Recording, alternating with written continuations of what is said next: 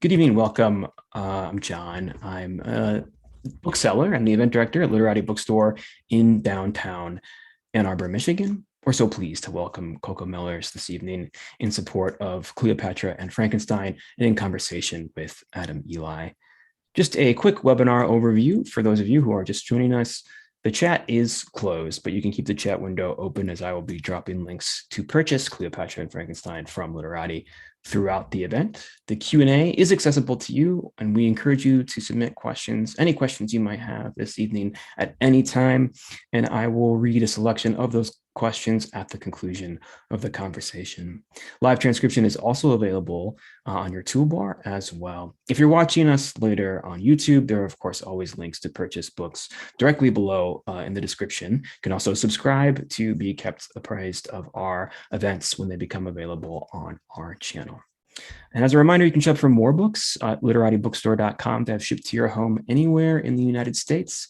And if you live in Southeast Michigan, our doors are open to the public for in-store shopping.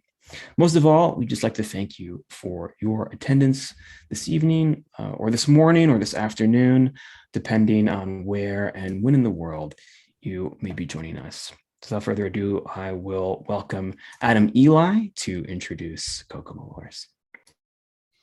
Hi, everyone. My name is Adam Eli. I'm so excited to be here and speak with you. I am also an author. My book is called The New Queer Conscience, which is sold at Literati. Thank you so much for doing that. And I'm really excited to introduce Coco.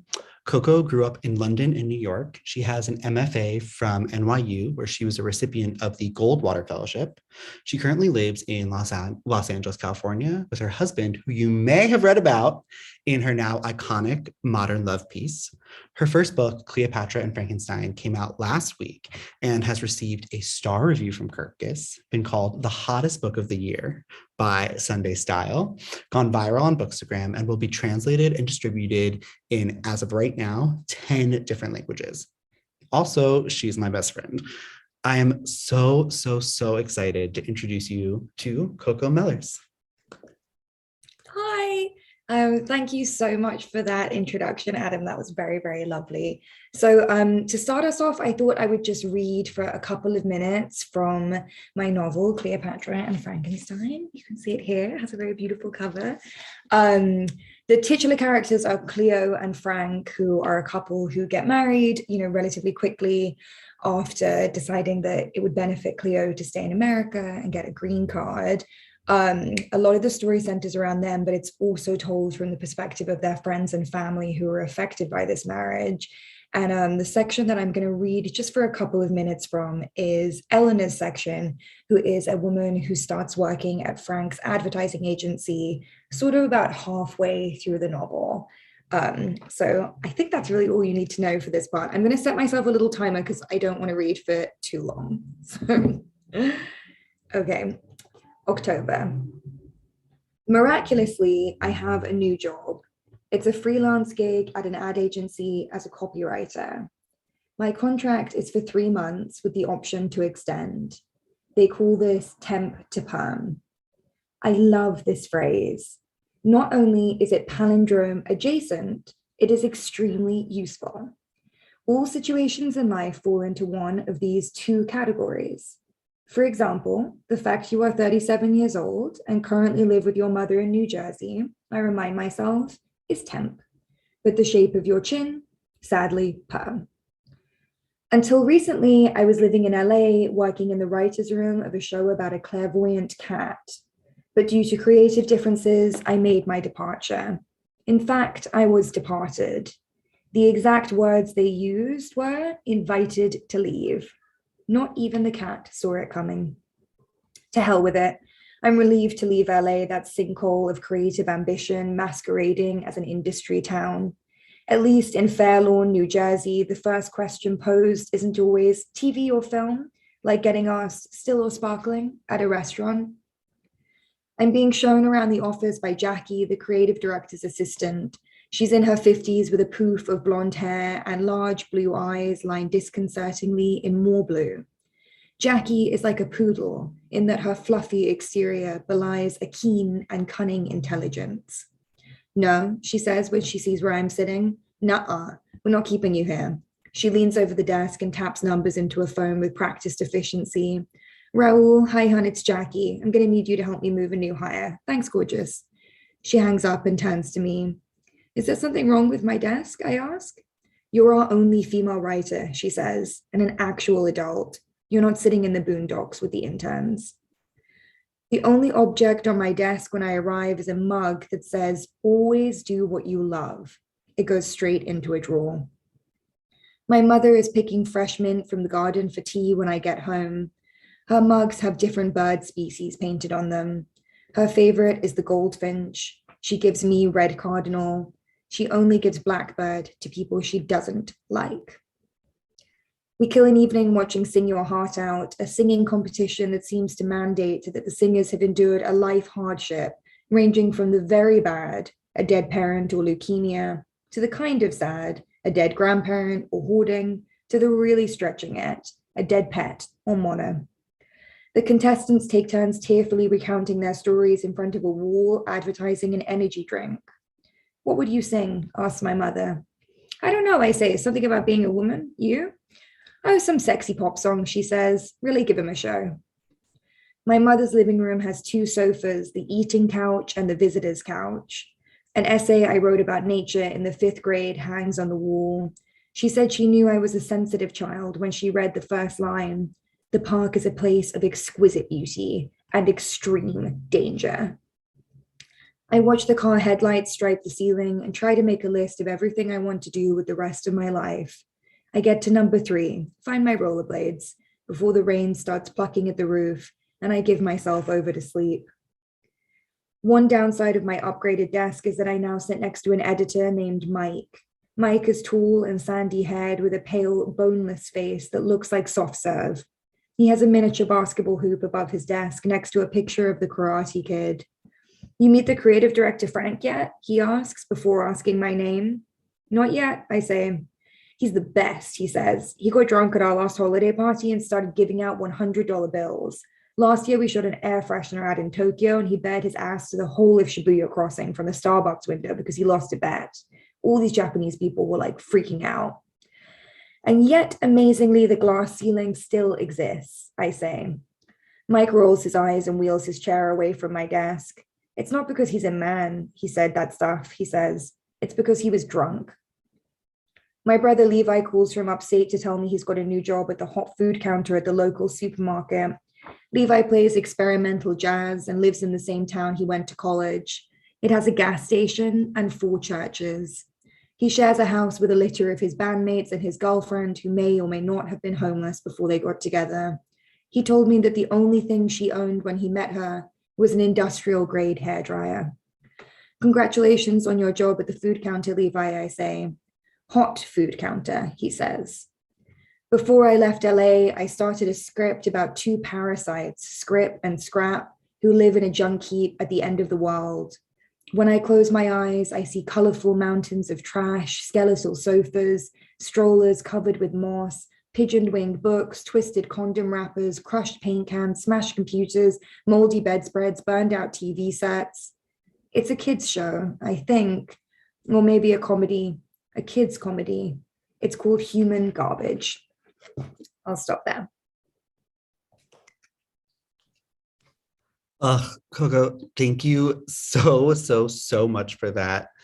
Also, I see some friends and familiar faces in the room. I see Albie and my little brother, Evan. Hi, we love you. I just want to dive right into it. So that passage was from the perspective of a character named Eleanor, which, sorry, I realized you said, but, based on reviews, Bookstagram, my personal opinion, and like seemingly like a general consensus, Eleanor has become our breakout character of this book. People really, really love her. And of course, in part, that's because she's really funny. But what else do you think that is? Why do you think people love her? Why do people connect with her? And what was it like to write as this character? Yeah, it's been such a pleasure reading people's reactions to Eleanor and hearing about, what they feel about her.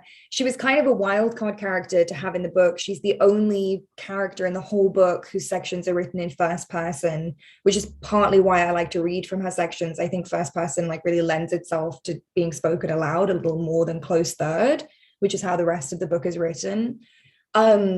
It was really important to me that if I was going to introduce a character who would kind of be in the role of like the other woman, that she wouldn't be vilified in the narrative. And I was pretty aware that, we're very invested in Cleo and Frank's relationship at this point in the book when she enters. We've been seeing them fall in love, we've watched them get married, we've kind of like seen some of their struggles already. So when she enters, I kind of was prepared that there would be like some judgment of her. And for me, I'm not really interested in like morality of characters in a book. I'm much more interested in relatability and compassion. So I wanted us to like really be in her perspective. Like, what does it feel like to fall for someone who is married? And I thought the best way to do that was just to really put us in her point of view through first. And I also, I love writing in this fragment form. It was something I really wanted to experiment with. One of the nice things about working on a novel for 5 years is that I was like, lots of different things I wanted to do. I just put it all into this one project. So I had been writing something separately that was in first person fragments. I decided to kind of fold it into the novel and give this to Eleanor. And I was really interested in how that form creates this kind of bouncy punchline quality. It has like, it sort of naturally works for humor writing. And Eleanor is, grieving throughout the novel, her relationship with her father. Her father is dying. So I was really interested in how somebody who is experiencing sadness and loss would potentially cover that up through humor and jokes, which I think is something that a lot of us do. Ugh, that makes total sense and is obviously so eloquent. I wrote down that when it comes to character building, you're not interested in morality, but relatability and compassion. Did I get that right? Mm-hmm. That's so beautiful. And it segues perfectly into our next segment, which is that you've received from me personally, but mostly, from reviewers and people that have read the book. Every review seems to mark, and every post that I've read on Bookstagram who's been, such an incredible support mechanism for your book. So big shout out to Bookstagram. We love you. Everyone is talking about your character building, that each character, has such a strong inner world, but is also so vastly different from the others. Were there any characters that were tougher to inhabit than others? Any that you found like particular joy or sorrow in writing? Yeah, I love this question because for me, like character kind of is everything. Like I was given this formula when I was in grad school, which was character times time equals change. And like that is plot. So for someone like me who's not hugely interested in like traditional plot, which would be, I guess the best explanation of it is like there's situation and there's story. And situation is what's materially or physically happening in every scene, and story is what's emotionally happening. Some authors, start with situation. So they're like, okay, 3 people are trapped in an elevator and I want to write a story about that. I always start with story, which would be 3 people are forced to confront something they've been avoiding. Like what could I use to create that? Maybe I'll trap them in an elevator, but the elevator will never be the first thing in my mind. What will always be first for me is people and their emotional topography.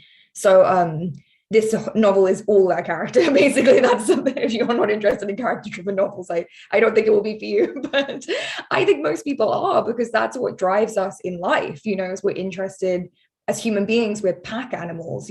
We function in groups. I think we're tremendously interested in each other and curious. That's kind of where the idea of celebrity even came from. So it makes sense to me that that would be something that was of concern to me and to many others.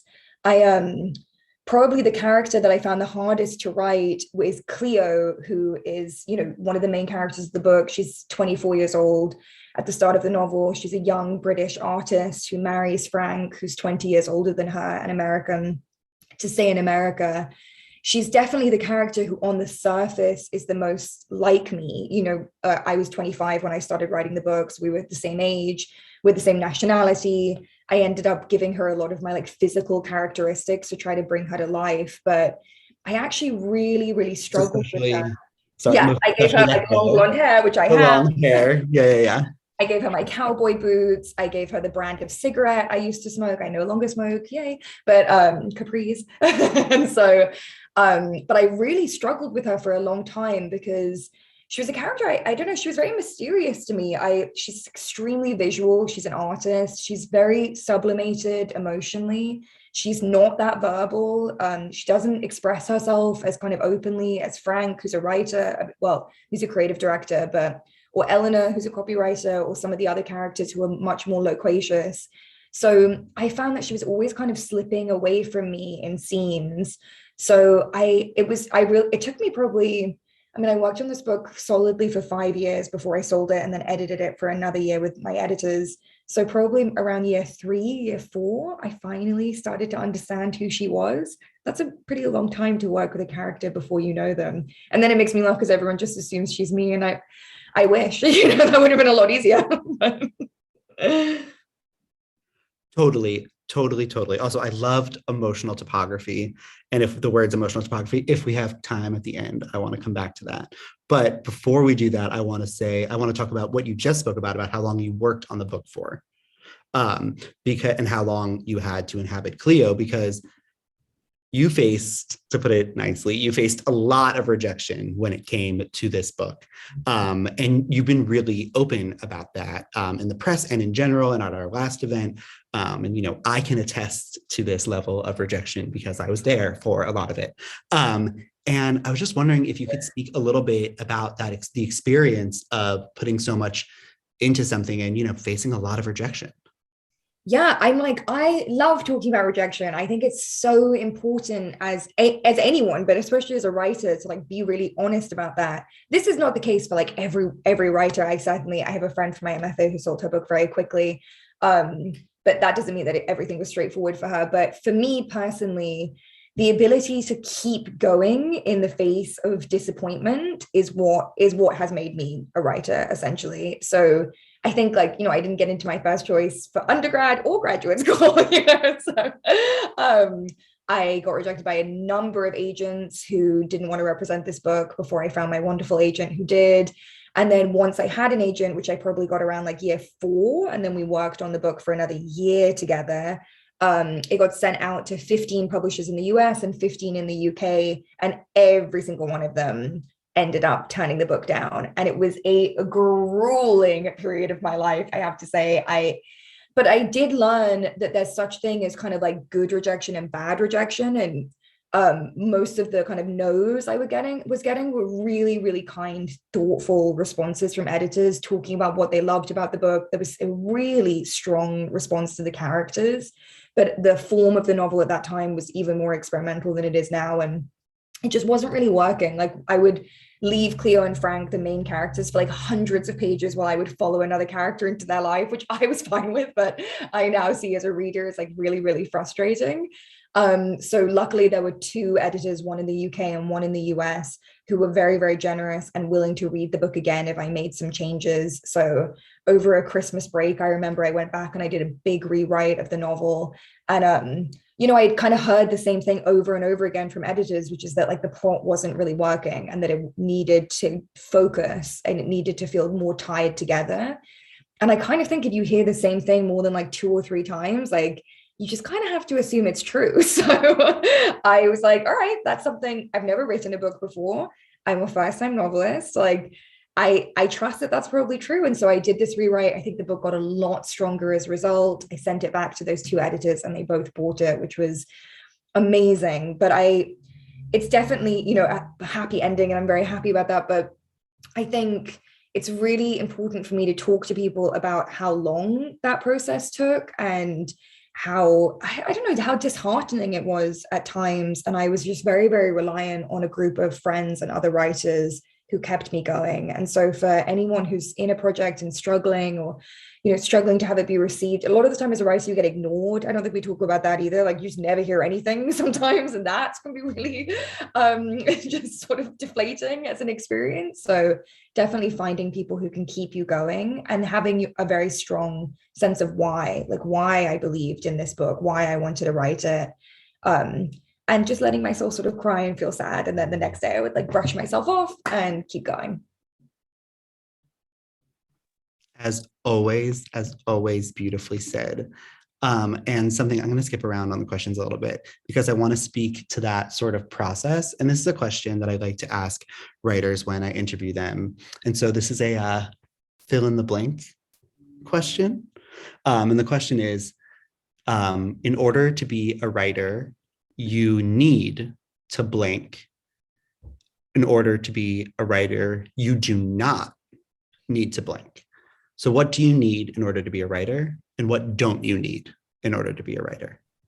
I love this question. And I mean, this is very subjective. And so I think for every two writers could have the opposite answers to this. Something that's completely essential to one writer is like ultimately really disposable to another writer. So for me, what I need to be a writer is community. That for me is absolutely essential. I think the idea of the kind of lone wolf writer is one that I was raised on, Hemingway, Cheever, Carver, all these sort of male icons of fiction, who could just kind of like go off to a cabin in the woods and like drink a bottle of whiskey and like spew out a novel. But that did not work for me. So I have found that what has kept me going is getting feedback from other people, getting, compliments and encouragement from other people. I'm like, I don't know why we think we don't need, I was like, I don't need that, but I'm like, I really do. Like, it's really helpful to hear that like something you're working on is connecting with others while you're working on it, especially for really long form work, like a novel. And I also, really need deadlines. And so part of how I've always had them is that I've always, probably since I was about 17, been in a writing workshop. I can't really remember a time I wasn't at this point. And as soon as I graduated from my MFA, I started a writing group with other people from my MFA. And now in LA, I'm in a writing group with 6 other women. So community, really, really essential. It's gotten me through some really rough patches with my work where I felt very lost and kind of unsure of how to progress. And reading other people's work has been so helpful to me. Like that's a lot of how I learned what works, what doesn't, what's interesting to me as a reader and a writer. Something I personally do not need as a writer, and this is a little controversial, is that I do not need outlines. I do not need that. I am not interested in that. I don't plan the plot ahead of time, which with my first book got me into some trouble, but it's partly, I really believe in the kind of like magic, one of the unconscious mind churning through things. I think my like very limited finite conscious, if it tries to impose a storyline, it's not going to be that original. It's going to be pulled usually from like Sex and the City or whatever it is that I've been watching. And I like working in this way where I am surprised by what happens, because I think the reader then will also be surprised. It's not the easiest way to work. I think you need to have like a lot of faith in the moment that more will be revealed. But personally, I found it with my first and now with my second book, which I'm currently finishing, to be very rewarding.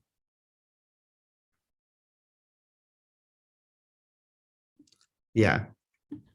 I mean, the idea of emphasis on community without an emphasis on an outline or like, prescribed structure, I think that's very queer, like in general.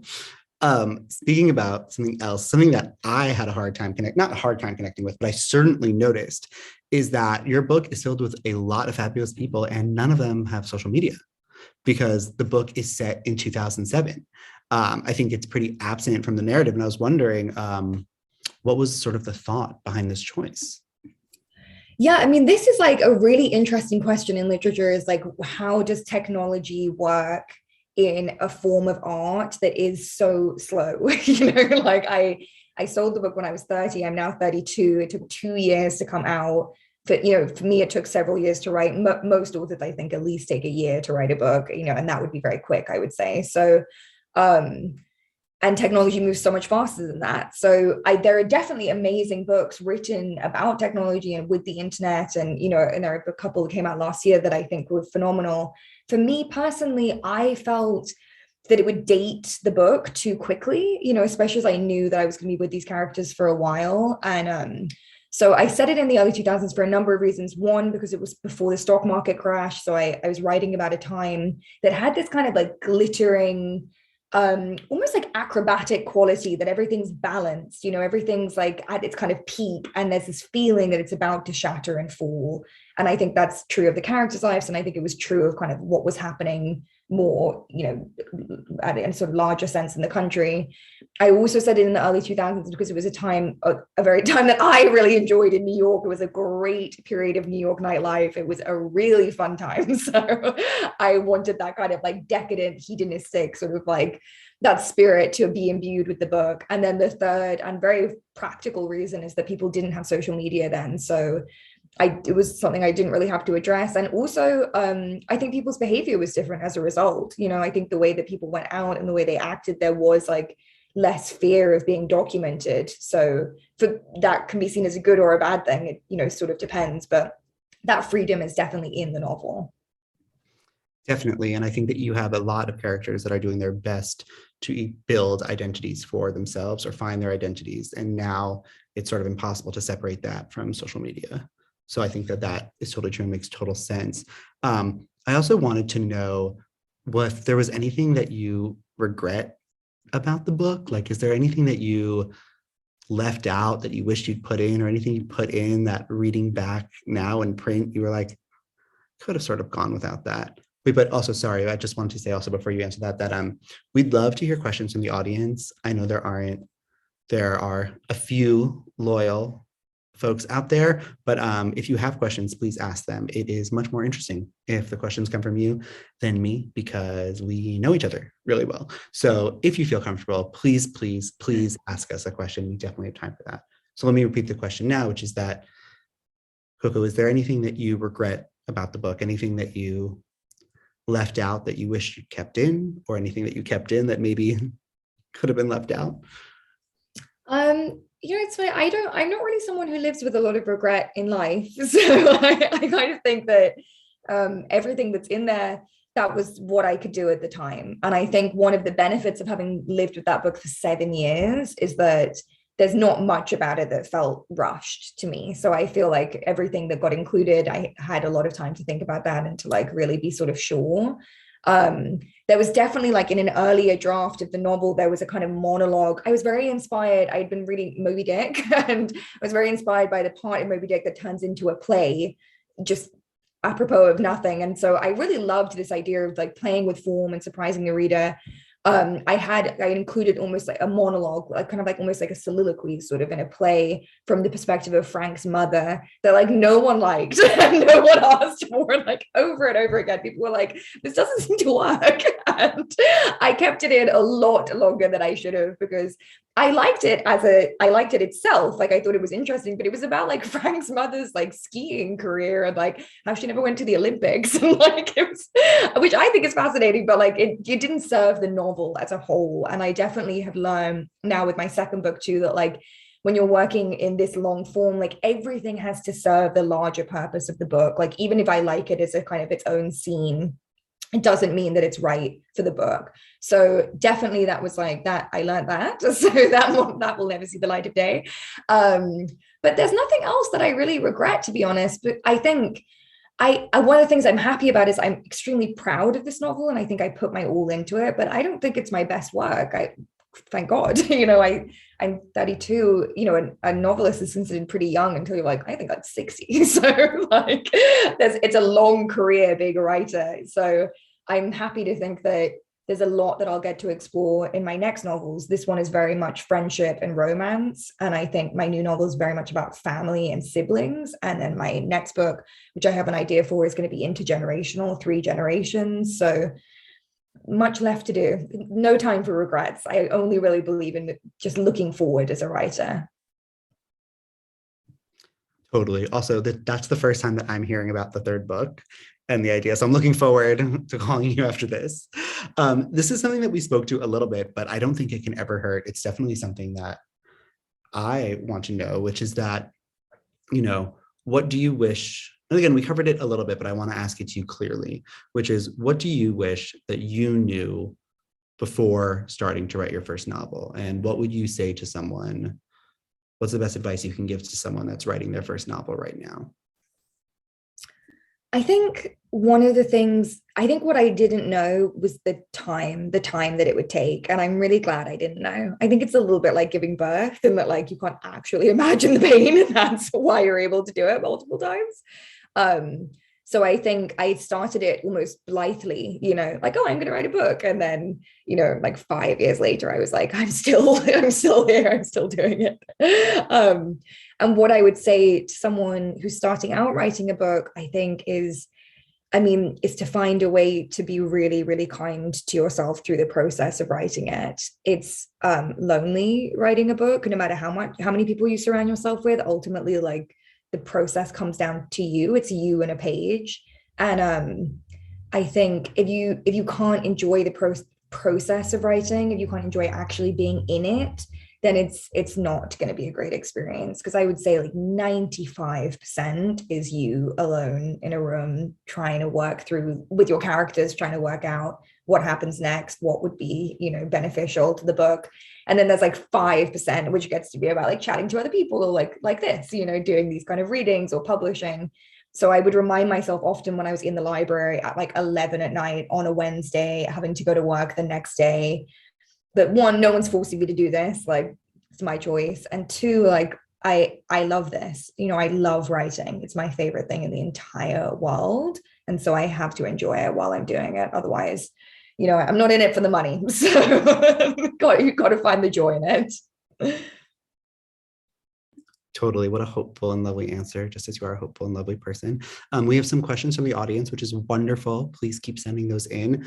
Lauren, I'm going to say that I'm pretty sure that we answered your question in the second question. I saw you typed it in at the very beginning. Thank you for that, about which characters she identifies with. If I'm misunderstanding that, please feel free to clarify that question again. And in the meantime, I'm going to ask Michael's question, which is really, really brilliant. Coco, thank you so much for this terrific book. I'm curious if you might speak to how your understanding of these characters changed over the long process of writing and editing. Do you have the same reactions to them today as you did when you were first starting? Michael Sarinsky, so nice to see your name. Michael is also an amazing writer, and we were in our graduate program together.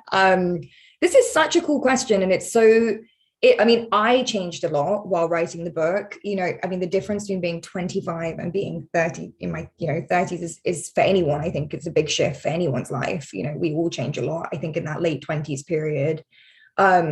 Probably the biggest difference is that when I first started writing this book, I still drank, and I thought that my characters had a fairly like normal relationship to drugs and alcohol.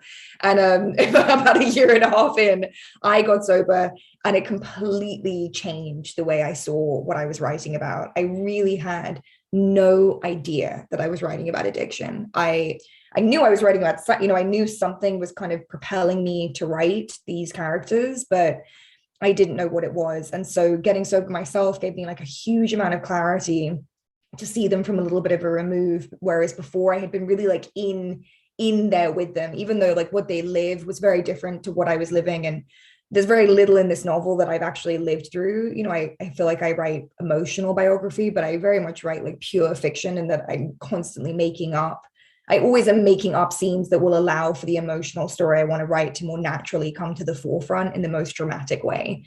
So often it means that my characters are doing things that I've never done, but emotionally, I felt very close to them for a long time. And now I thankfully, I still feel close to them. I have a lot of compassion for them, but I don't have the same struggles as them and for a long time I really did. So that is a good change, I hope. Yeah, exactly. And I think that Michael's question speaks to a question that our friend James Casati Moyer asked, which is, how did you change? James at the McNally opening asked how you changed. And I thought that was really wonderful and special. Something else I wanted to ask you, as we're waiting for more questions to come in, is that the book is dedicated to your mom, who came to New York for the opening, and she is wonderful. And I know that one of the early scenes, one of the later scenes, one of the early scenes is based off of something your mom told you, the one in Greece. And I was just wondering if you can take a moment and shout out your wonderful mother. Yes, love to my mom. My mom actually named the book the novel was called, for a long time, it was called Tenderness, which is, I think, a beautiful word. It's a tough title to have a one-word title always, because I think there was another book called Tenderness already, and it was a bit general, and I couldn't find a title for the book. I just couldn't find something that worked, and my mother was the one who said, how about Cleopatra and Frankenstein, because it's about sort of the masks that these characters wear, the personas that they take on, you know, for each other in order to be loved. And yeah, I dedicated the book to my mum, who, you know, I felt I didn't write this book in order to like win her love or her pride, you know, and I think that can often be a sort of motivating force to write something. I really felt that I was able to write it because I already had her love and her pride, you know, right from the very beginning. So she kind of is the one that allowed me to feel, one, that I had something to say, and two, through, you know, I got all that rejection and all that disappointment for so many years, that, you know, she just believed in me. So the book is dedicated to my mother, who believed. So I'm very grateful to her for that. I feel bad because in both this book and in my new book, I have really quite awful mother figures, you know, like really like mothers who really let their children down and damage and traumatize them in sometimes insurmountable ways. And I don't know why. I don't know where that comes from, because I have a really nice mum, but I am very interested in that and how that manifests in characters. So I always kind of feel like I need to like call that out. I'm like, my mum is lovely. Yeah, so it was really like a wonderful feeling to be able to give the book to her as a thanks for all the years of support.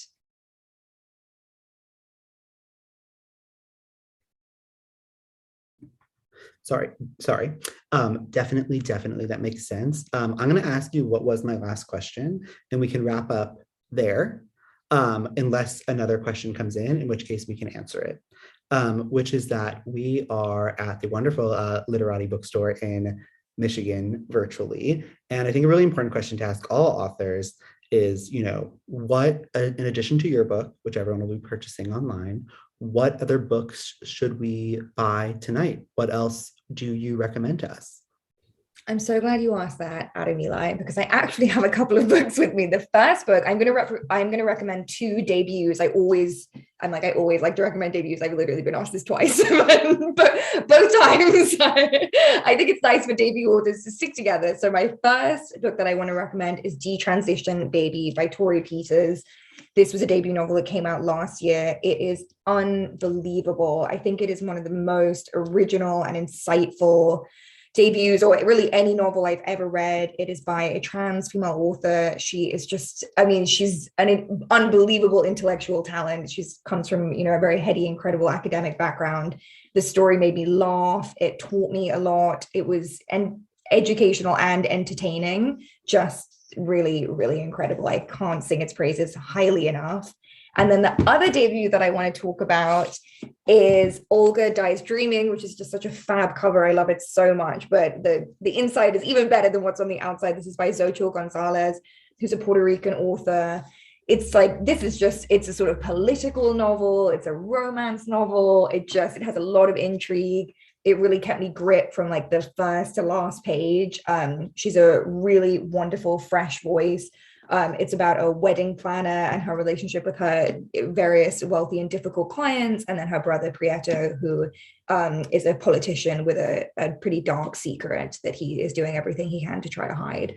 So two really wonderful books.